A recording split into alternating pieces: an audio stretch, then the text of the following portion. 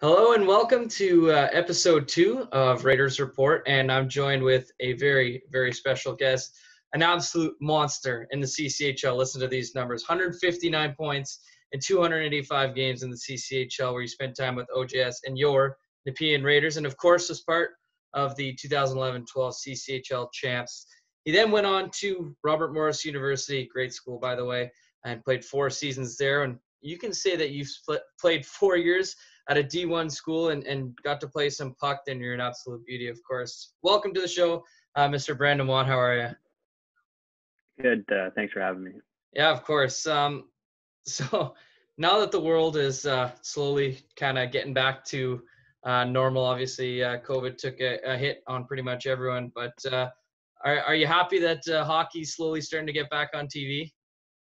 Yeah, I was. I think there was a couple exhibitions earlier on in the week, and then starting to see some stuff come back. I'm excited for Saturday. I think the playoffs are actually beginning. Yeah. The play-in rounds. Yeah, it's been a tough time obviously through COVID, so having some sports back on TV, especially hockey, will be nice.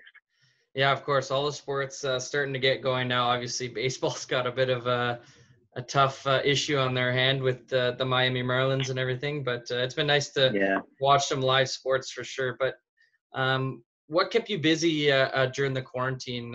What did you get up to? Did you do any workouts or anything?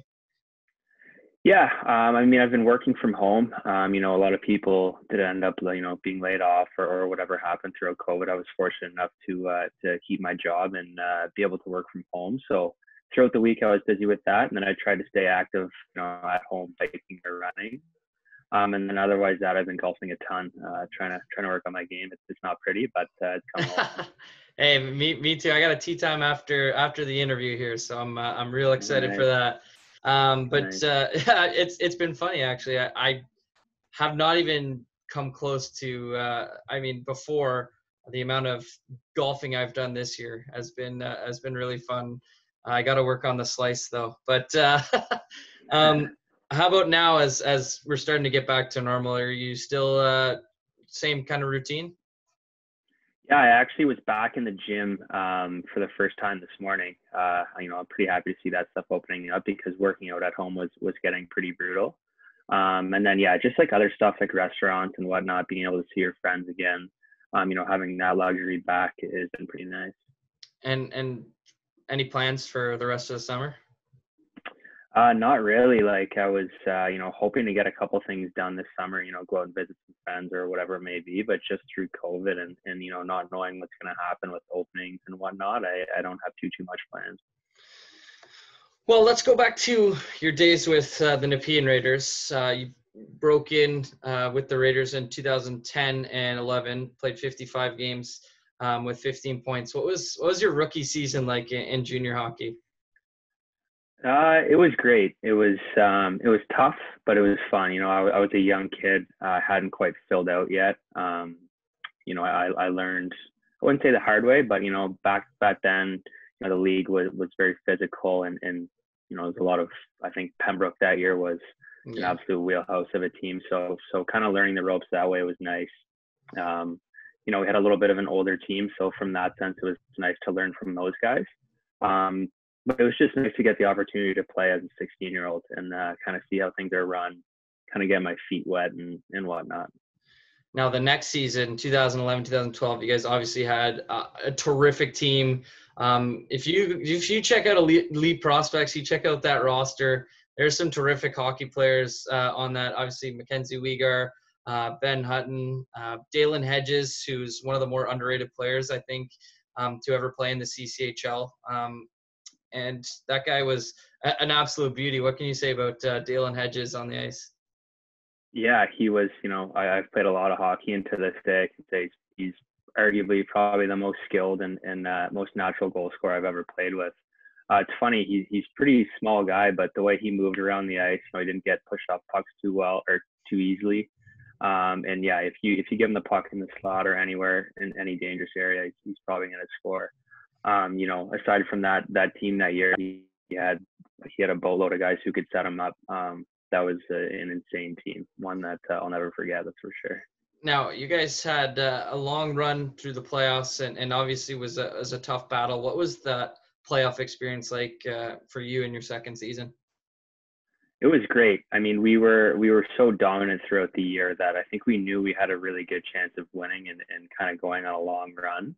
But there was still some other very, very good hockey teams that year. You know, obviously Pembroke had just come off winning 5 straight. So regardless of how they did throughout the season, we knew that they'd come to play in the playoffs, especially with Sheldon Keefe behind the bench. And then Cornwall too as well was very strong. You know, they obviously they didn't have maybe as strong of a team as we did, but they also had a pretty star-studded lineup. I think they had 5 or 6 guys moving on to Division One level the following year, so it was going to be a tough matchup.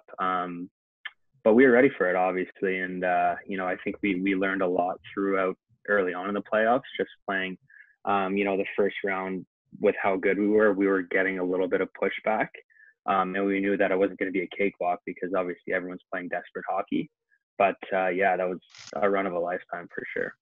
Now, let's talk about the finals because those are two of the most amazing buildings to play in the Iserman and, of course, in Cornwall. What was the playoffs like? What was the atmosphere like? It was insane. I played, God, I don't know, hundreds of games in the Stevie Y building, but never obviously saw that many fans. I think it was obviously Game 7 at home was packed, and then Game 6 in Cornwall are two of probably the most memorable junior games I'd played in. I think the Cornwall Game 6 game was, you know, obviously Game 7 was the best game, but Game 6 was crazy with a comeback and just how loud their fans were, and then there was a bunch of people traveling from Nepean to watch. Those are definitely two memorable games that I'll never forget. Now, obviously, the Nepeans had a bit of a rough time in the last couple of years, but your dad, especially Randy Watt, talks about those years and how fun they were and how awesome it is to be successful in Nepean. And what can you talk about the Raiders organization when it is successful, how much fun it is? Yeah, it was great. You know, like I said, like just a tremendous experience. Obviously, in my last year, I got traded to a Ottawa Junior Sens to try and push for a second ring, and then I kind of really saw, you know, just how great the Nepean organization is with that experience. You know, the owners at the time, the Verreds and Alchlers, took tremendous care of us. You know, we were truly blessed to be treated that way, and it's not, you know, people think sometimes, you know, one organization is better than the other, but truly those owners cared about us, and you know, it goes a long way in junior, especially when you're building to try and get to the next level. You know, whether you experience championships or winning or whatnot, junior's a lot about learning, especially if you want to move on. And having that support in the back end was huge for us. Now, you mentioned junior is about learning, but overall, how important was junior hockey and what kind of a role did it play in your life and shaping you as a man? Yeah, it was huge. I mean, I think, you know, going into school at Robert Morris, if I didn't have the experiences, obviously, that I did in junior, would have been pretty rough. But yeah, it shaped me into who I am today. Right, I played junior from 16 to 20. Those are a big part of your life in terms of growth, in terms of, you know, not just athletically, but as a person. You know, kind of making friends and you know, just enjoying life with those guys was huge for my development. Now, obviously, you got traded to the Junior Senators in your final season, but then in 2015, 2016, you went to Robert Morris University, as we mentioned, a great hockey school, Division One. What was the hockey like in Division One NCAA? It's hard. It's you know, it is what everyone says it is. It's, you know, it's big and tough. And, you know, as much as you can prepare for it in junior, you know, you kind of get a quick awakening as soon as you get there. You know, the training, you know, the weight training, the workouts, the practices, it's all bumped up pretty hard. It's tough. And, you know, as a freshman, I learned, you know, obviously it's not the easiest to get in and out of the lineup, but just that experience was really good. My first year, made some good friends, and yeah, it was good.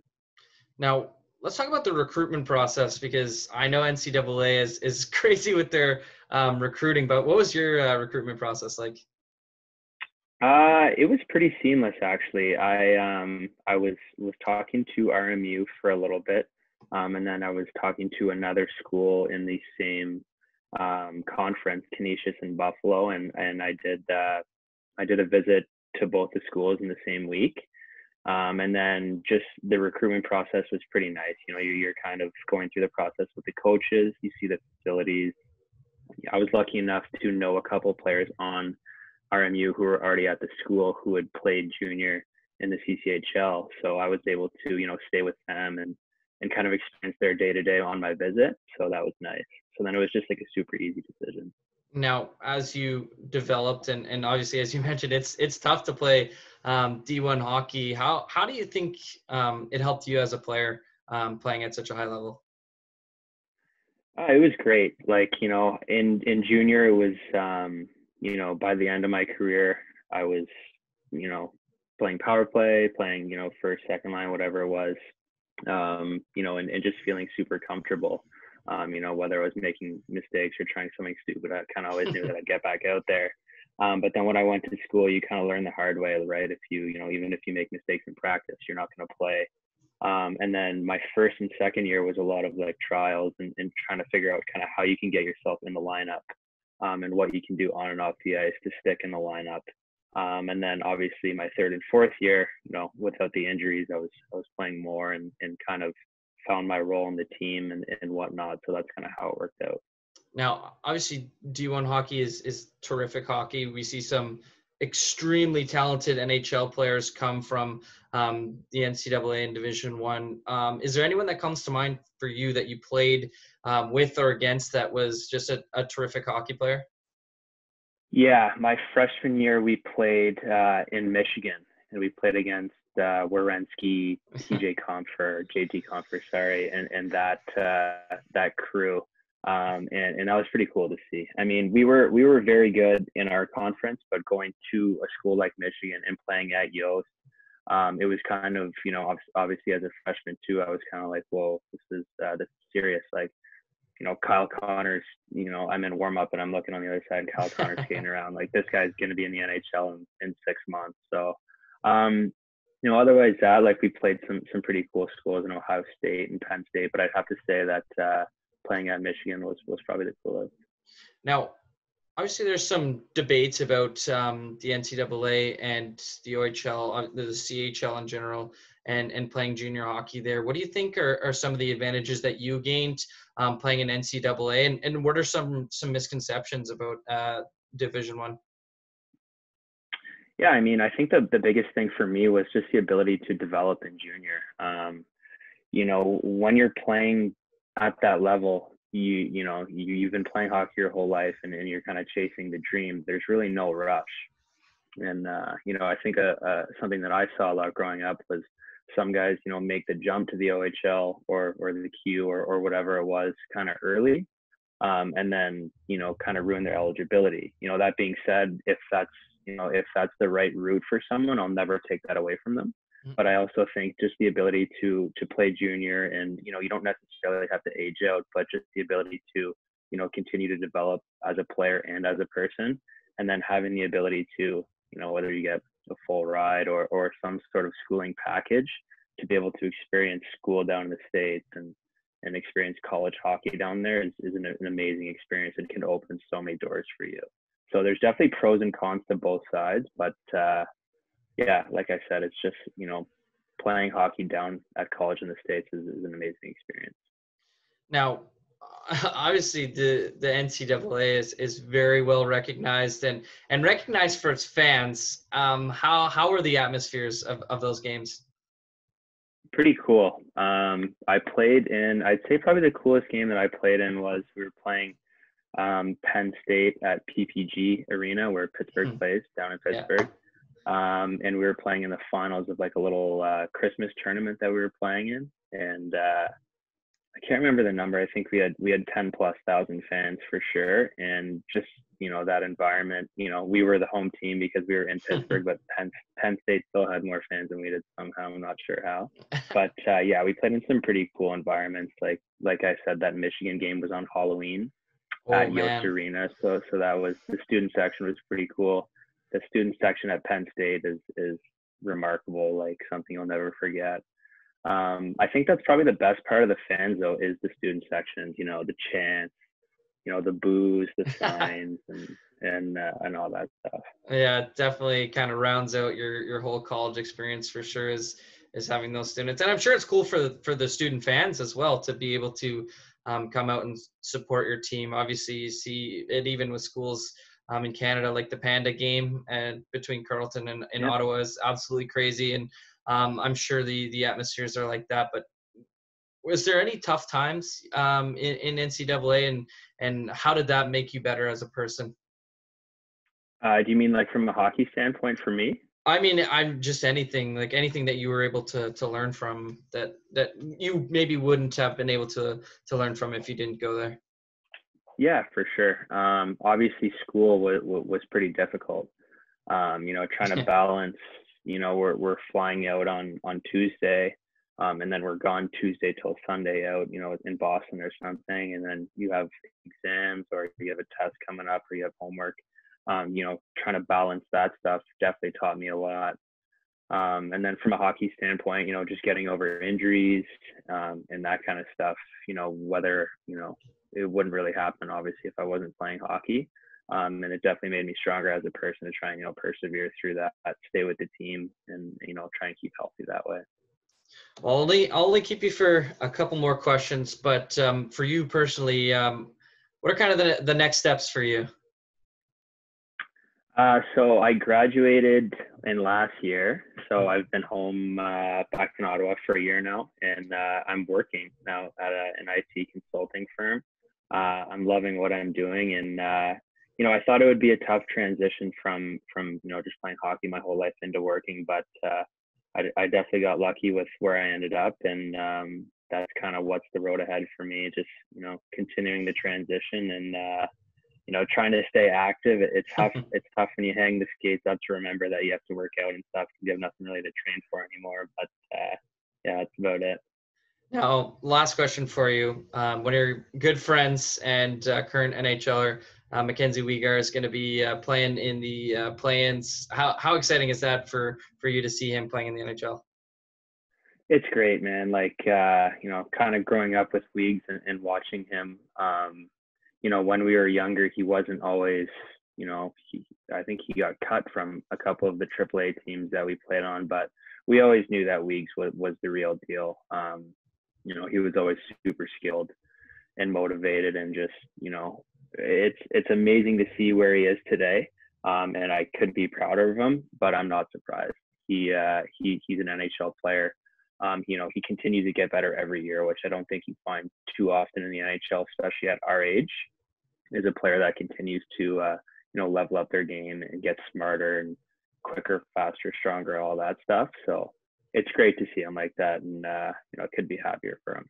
Now, I don't know if you saw, but a couple weeks ago, maybe almost a month ago, there was a decor post for the Florida Panthers that had him at number 1 over Aaron Ekblad, who is an extremely impressive defenseman in his own right. So what does that say about him and his work ethic?